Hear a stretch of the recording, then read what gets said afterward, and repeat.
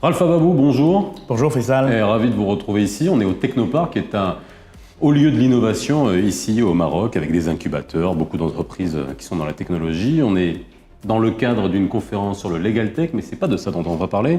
Moi, j'aimerais parler vraiment de disruption et d'innovation. Et on voit bien que les freins, les réticences, notamment dans le domaine juridique, mais dans beaucoup d'autres domaines, c'est quelque chose qui est quand même assez caractéristique de toutes les sociétés.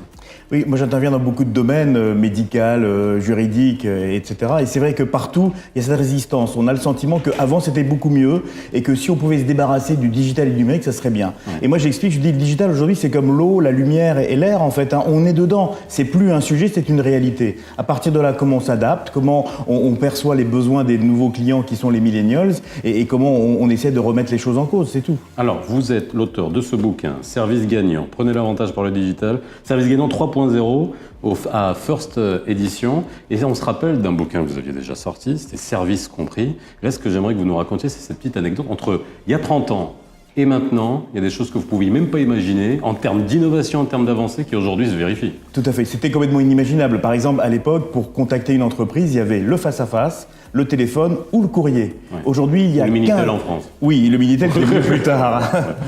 Aujourd'hui, il y a entre 15 et 20 façons de se connecter à une entreprise. Et c'est pour ça que l'entreprise doit être ce qu'on appelle omnicanal. Elle doit prendre le client à un moment quand il a envie d'être sur Internet, après de le récupérer au téléphone, après peut-être sur une plateforme téléphonique, ou bien ensuite, après, quand il va dans un magasin. Donc ça, c'est l'omnicanalité. Et aujourd'hui, les entreprises doivent s'adapter. En fait, c'est plus elle qui dicte au client où aller et comment faire, mais c'est le client et c'est à l'entreprise de s'adapter par rapport à où est le client et ce qu'il veut et ce qu'il souhaite. Alors, le mindset innovation. Et c'est vrai que j'aime bien une comparaison que vous faites souvent quand vous comparez les différents pays, que ce soit l'Allemagne, que ce soit les États-Unis, la France, ou encore on pourrait comparer également le Maroc. Qu'est-ce qui explique ces différents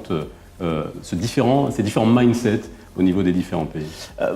Je ne suis pas un spécialiste de la sociologie, mais il est clair qu'effectivement, l'être humain n'aime pas le changement. Et on est toujours confortable dans l'endroit où on était avant et le changement nous fait peur. Même le bébé, enfin, il aime toujours écouter la même chanson et la même musique. Donc en fait, on n'est pas préparé à ça. Il y a des cultures, notamment l'anglo-saxonne, qui dès l'éducation préparent les jeunes à s'adapter, à prendre la parole en public, à s'exprimer et à justement aimer la différence. Nous, on est des cultures plutôt latines où on aime bien la tradition et on pense que ce qui vient de l'extérieur, que ça soit d'un autre pays, des immigrants, etc., c'est un danger, ça fait peur. Alors c'est quoi? Les Américains innovent? Alors, les Américains innovent, les Chinois copient, ouais. et avec beaucoup de talent, parce que là aussi, il faut évoluer par rapport aux Chinois. Dans ma conférence, je parle de WeChat, la 9e entreprise mondiale, créée il y a à peine 10 ans, qui complètement révolutionnait les paiements. Je parle de Alibaba, qui est aussi un site de vente en ligne avec toute une notion de social commerce, etc. Les Chinois copient, les Européens réglementent. Enfin, on est dans un univers où on n'en peut plus. D'ailleurs, certains résultats électoraux montrent bien qu'on en a plus marre de cette Europe qui passe son temps à nous mettre des bâtons dans les roues au lieu de nous aider.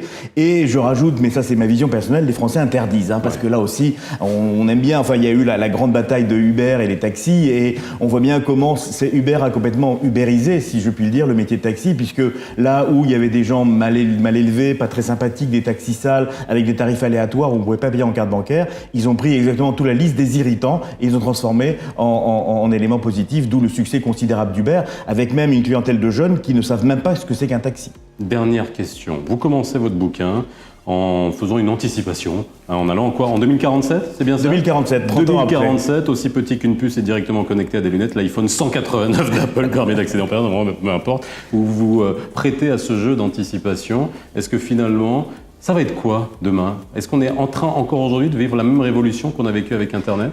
Premièrement, je fais cette comparaison parce que je dis il y a 30 ans, on était incapable d'imaginer ce qui se passe aujourd'hui. Et donc je pense que demain, il est inimaginable. On ne peut pas le prévoir, on peut juste s'y préparer. Il sera certainement technologique, évidemment. Il sera avec de l'intelligence artificielle parce qu'elle est déjà là. Je dis quand vous avez un smartphone comme un iPhone, vous avez Siri, vous avez des systèmes qui font que déjà on est dedans. Elle va être forcément différente. Elle va être aussi, je trouve, beaucoup plus intéressante parce qu'il y a des prises de conscience sur la dimension écologique, sur la dimension démographique, etc. Donc elle va être passionnante, on ne peut pas la prévoir, il faut juste s'y préparer.